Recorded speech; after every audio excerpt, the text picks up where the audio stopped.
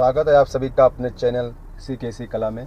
जैसा कि मेरा सेशन चल रहा था रिवीजन पे, जो मेरी पिछली वीडियो थी मैंने उसमें चाह के लमसम 10 के आसपास प्रश्न कराने की, बट कुछ टेक्निकल इशूज़ की वजह से शायद 8 ही प्रश्न हो पाए थे। तो जो आज की वीडियो रहेगी वो 8 प्रश्नों के आगे से रहेगी। आज कोशिश करेंगे कि 10 या 12 प्रश्न हो ही जाए, है ना। तो बस सेम वैसे ही आपको करना है। आपको क्या करना है, मेरे साथ साथ में प्रश्न को सॉल्व करना है, आंसर बताना क्या, बल्कि नोट डाउन करना है कॉपी पे, और बाद में आप चेक कर पाएंगे कि आपके कितने प्रश्न सही हुए। और प्रश्न कोई भी नया नहीं होगा, जो आप लोग पढ़ चुके हैं पिछले क्लास में, बस उसी से रिलेटेड संबंधित प्रश्न हैं, ठीक है। और ये वो प्रश्न हैं जो ये प्रश्न पिछले एग्ज़ाम में पूछे जा चुके हैं, ठीक है। वो किसी भी एग्ज़ाम, मतलब कोई भी एग्ज़ाम, मतलब कोई भी स्टेट का हो, ठीक है। तो ठीक है, बढ़ते हैं और देखते हैं आज के क्लास का पहला प्रश्न। प्रश्न नंबर 9 से शुरू करेंगे, है ना। तो जो प्रश्न नंबर 9 है कि कला दमित वासनाओं का उभार है। सेम वही करना है कि किस महाविद्वान ने डिफिनेशन दिया था कि कला जो है दमित वासनाओं का उभार है। तो ऑप्शन आपके 4 हैं, और ऑप्शन ए पे पिकासो है, ऑप्शन बी पे क्रोचे है, ऑप्शन सी पे फ्रायड है, ऑप्शन डी पे टॉलस्टॉय है ना। तो बात करें हम पिकासो जी की, तो पिकासो ने जो डिफिनेशन दिया था कला की, उन्होंने कहा था कि कला जो है एक ऐसा असत्य है जिससे हमें सत्य का बोध होता है, ठीक है। और बात करते हैं क्रोचे की। क्रोचे ने बाह्य की बात की थी। बाह्य कह सकते हैं, कला बाह्य भावों की अभिव्यक्ति है। ये क्रोचे जी की डिफिनेशन है, मतलब कला के बारे में उन्होंने बताया था, ठीक है। बात करते हैं ऑप्शन डी है टॉलस्टॉय।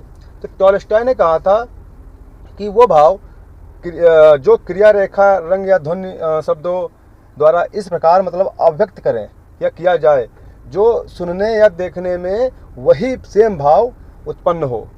ये किसका डिफिनेशन है? टॉलस्टॉय का। और बात करते हैं ऑप्शन सी जो फ्रायड, जो मेरा इस प्रश्न का बिल्कुल सही आंसर है। फ्रायड जी ने ही कला की डिफिनेशन दिया था। उन्होंने कहा था कला दमित वासनाओं का उभार है, ठीक है। तो इसलिए हम कह सकते हैं प्रश्न नंबर 9 का जो पहला ऑप्शन जो सी है फ्रायड, बिल्कुल सही आंसर है। और बढ़ते हैं अगले प्रश्न की तरफ। प्रश्न नंबर 10 कह रहा है कि मानव शिल्प के कितने भाग हुए।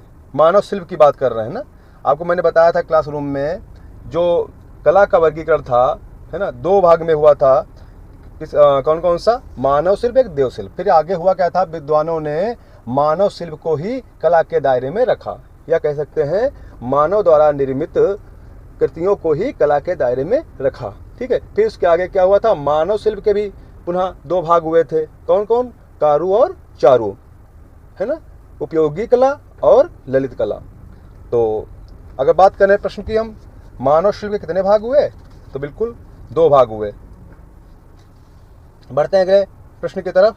प्रश्न नंबर 11 ललित कला का निर्माण किसके लिए किया जाता था, है ना। फाइन आर्ट की बात कर रहे हैं। फाइन आर्ट जो है वो किसके लिए निर्माण किया जाता था? ऑप्शन ए निम्न कुल के लिए, ऑप्शन बी अप्रशिक्षित लोग के लिए, या ऑप्शन सी उच्च कुल के लिए, या ऑप्शन डी जन सामान्य के लिए, ठीक है। तो बात करते हैं ललित कला की। तो ललित कला जो है, ललित कला का संबंध जो है वो उच्च वर्ग से है ना। और पॉपुलर कला का माध्यम जो है मतलब माध्यम क्या? मध्यम वर्ग से है, ठीक है। और लोक कला की अगर हम बात करें तो उसका संबंध किससे है? निम्न वर्ग से होता है। तो अगर हम प्रश्न की बात करें, प्रश्न नंबर 11 कि ललित कला का निर्माण पूछ रहा है, तो वो उच्च कुल के लिए किया जाता था, ठीक है। जो ऑप्शन सी है बिल्कुल सही आंसर आपका है। बढ़ते हैं अगले प्रश्न की तरफ। प्रश्न नंबर 12 ओलियोग्राफ का सर्वप्रथम प्रयोग करने वाला कलाकार कौन है? 4 ऑप्शन दिए हुए हैं, 4 महान आर्टिस्ट के नाम दिए हुए हैं। आपको बताना है इन चारों में किसका नाम इस प्रश्न का सही आंसर रहेगा। Option A Abanindranath Tagore, option B Nandalal Bose, option C Raja Ravi Varma, या ऑप्शन डी गगनेंद्रनाथ टैगोर। बात करें ओलियोग्राफ, तो ओलियोग्राफ आपको पता ही है ना, जो मुद्रण इससे मुद्रित किया जाता है ना, जो एक साथ में अनेक प्रतियां इससे मतलब बन सकती है, बनाई जाती हैं, जो मैंने आपको क्लास में एक कहते हैं ना बिल्कुल डिटेल में बताया है, तो आपको तो अच्छी तरह से समझ में आ ही रहा होगा। तो बिल्कुल बात करते हैं राजा रवि वर्मा जी की। तो जो राजा रवि वर्मा थे द्वारा बनाए गए जो चित्रों को ओले गुलाब द्वारा मुद्रित कर उनकी अनेक प्रतियाँ ये बनाई जाती थी। ठीक है, तो बढ़ते हैं अगले प्रश्न की तरफ। प्रश्न नंबर 13, निम्न में स्थिर कलाएँ कौन है? तो बेसिक है, स्थिर कला की बात कर रहा है ना, जिसमें मतलब गति ना हो। चित्रकला, मूर्तिकला, काव्य कला।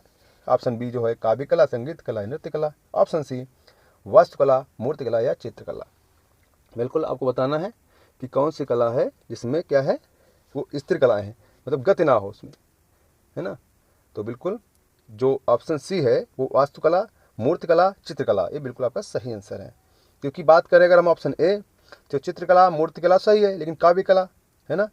ऑप्शन बी की बात करें, काव्य कला ही नहीं है स्त्री कलाएँ, तो ऑप्शन सी जो है मिला बिल्कुल सही आंसर रहेगा। बढ़ते हैं अगले प्रश्न की तरफ। प्रश्न नंबर 14, सहज इमीडिएट कलाएँ किसे कहा जाता है? ऑप्शन ए चित्रकला, ऑप्शन बी मूर्तिकला, ऑप्शन सी काव्य कला या ऑप्शन डी स्थापत्य कला। बिल्कुल अगर हम बात करें सहज कलाएँ की, तो सहज कलाएँ की डेफिनेशन क्या होता है, किसको कहते हैं? सहज कला या हमें कह सकते हैं कि जिनके निर्माण में किसी बाहरी सामग्री की आवश्यकता नहीं होती है ना, सहजता से किया गया कला जो है वो सहज के अंतर्गत आता है। या हम कह सकते हैं कि हमारे शरीर के विभिन्न अंग ही इनका निर्माण करते हैं, ठीक है, जिन्हें हम सहज कलाएं कहते हैं। जैसे नृत्य भी होता है, गीत भी होता है, कविता भी आदि मतलब इस टाइप से कलाएं होती हैं। तो जो ऑप्शन में देखते हैं, तो उसमें ऑप्शन सी है काव्य कला, जो बिल्कुल मेरा सही आंसर है। तो प्रश्न नंबर 14 का जो ऑप्शन सी है वो मेरा बिल्कुल राइट आंसर है। ठीक है, बढ़ते हैं अगले प्रश्न की तरफ। प्रश्न नंबर 15, निम्न में श्रव्य ऑडिटोरी कला है या कौन है? ऑप्शन ए स्थापत्य कला, ऑप्शन बी मूर्ति कला, ऑप्शन सी काव्य कला या ऑप्शन डी चित्रकला। ये तो बहुत ही इजी प्रश्न है, तो आपको पता ही है जो श्रव्य कलाएं हैं वो कौन सी कला है इन चार ऑप्शन में से। तो बिल्कुल काव्य कला की अगर हम बात करें, जो मेरा सही आंसर है प्रश्न 15 का ऑप्शन सी। बढ़ते हैं अगले प्रश्न की तरफ। प्रश्न नंबर 16, उच्च और निम्न कलाएं क्रमशः हैं। उच्च और निम्न जो है कलाएं क्रमशः हैं। आपको पता है हेगल महोदय जी ने उच्च और निम्न दो वर्गों में कलाओं को क्या कहते हैं ना विभाजित किया था, है ना। और विभाजन किस पे किया था? उन्होंने जड़ और चेतन पे के आधार पे मतलब किया था। या हमें कह सकते हैं बिल्कुल इजी भाषा में, जिसमें जिस कला में बाह्य सामग्री की ज़्यादा ज़रूरत होती है ना, उसको किस वर्ग में रखा है इन्होंने? निम्न वर्ग में। और जिसमें बाह्य सामग्री की बिल्कुल आवश्यकता ही नहीं होती है, उसको उन्होंने क्या कहा? उच्च कला। तो जैसे अगर हम बात करें काव्य कला की, तो काव्य कला में ऐसा कुछ भी नहीं है कि हम ज़रूरी है कि हमें कोई बाहरी सामग्री चाहिए या बाहरी कोई इंस्ट्रूमेंट चाहिए, है ना।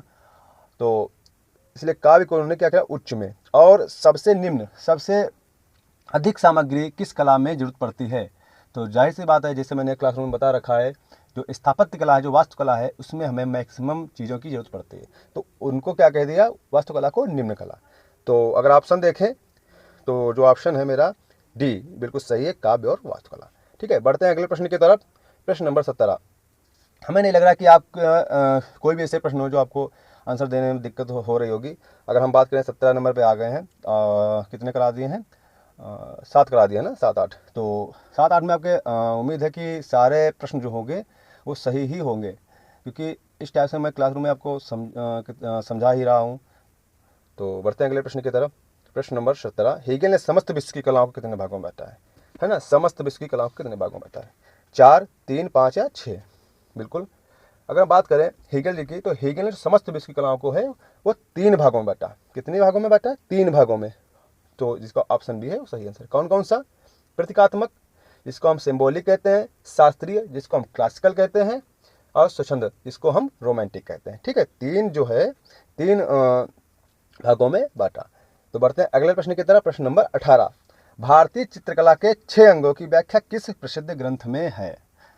बहुत कॉमन प्रश्न है और बहुत बार पूछा जाने वाला ये प्रश्न है कि 6 अंगों की व्याख्या किस ग्रंथ में हुई है और किसने किया है। ठीक है, Ramayan, option B Mahabharat, option C Kamasutra, option D Jayamangala. तो यहाँ पे कन्फ्यूज नहीं होना है कामसूत्र और जयमंगला में, ठीक है। बात कर रहा ना 6 अंगों की व्याख्या किस ग्रंथ में हुई है, तो किसमें हुई है, जयमंगला में। जो कामसूत्र का ही टीका है किसने किया था, पंडित यशोधर जी ने किया था 11वीं सदी में, ठीक है। तो जो ऑप्शन डी है जयमंगला बिल्कुल सही आंसर है। बढ़ते हैं अगले प्रश्न की तरफ। प्रश्न नंबर 19, कला किस भाषा का शब्द है, कला किस भाषा का शब्द है। Option A Hindi, option B Urdu, C Sanskrit, D Angrezi. बिल्कुल सिंपल है, बिल्कुल संस्कृत है ना। कला जो है वो संस्कृत भाषा का शब्द है, जो ऑप्शन सी है बिल्कुल मेरा सही आंसर है। बढ़ते हैं अगले प्रश्न की तरफ। प्रश्न नंबर 20, और आज की क्लास में 20 ही रखेंगे, 20 तक रखेंगे। 20 अगर मतलब है कि आपके 12 प्रश्न आज के हो गए हैं, ठीक है। और कोशिश करेंगे आज के बाद 10-10 प्रश्न डेली आपको रिवीजन के देते रहेंगे, ठीक है। तो देखते हैं लास्ट प्रश्न, वात्सायन के कामसूत्र में कितनी कलाओं का उल्लेख है। ये भी कॉमन है। तो option A 66, option B 60, option C 64, option D 72। बिल्कुल आपको बताना है कि कामसूत्र के वात्सायन में कितनी कलाओं का उल्लेख है। बिल्कुल सिंपल ये भी है, और कहते हैं ना ये भी बहुत बार ये प्रश्न पूछा जाता है। अभी हाल में ही इसमें बिहार स्टेट में पूछा गया था ललित विस्तार में कितनी कलाएं हैं। तो ललित विस्तार में कितनी कलाएं हैं, वो 76 हैं, है ना, 76 हैं। माफ़ करिएगा 76 या 86 है, कुछ कन्फ्यूजन है, इसको एक बार हम देख लेंगे। कुछ है ना, कुछ कन्फ्यूजन है इसमें, दोनों में है 76 या फिर 86 है, बस है यही दो। थोड़ा हमें कुछ इसमें याद नहीं आ रहा है, हमें कुछ कंफर्म नहीं हो पा रहा है। अगर बात करें वात्सायन के कामसूत्र में, वो 64 कलाएँ का उल्लेख है, ठीक है। तो आज के प्रश्न बस यहीं पे हम ख़त्म करते हैं। आज की वीडियो यहीं तक रहेगी।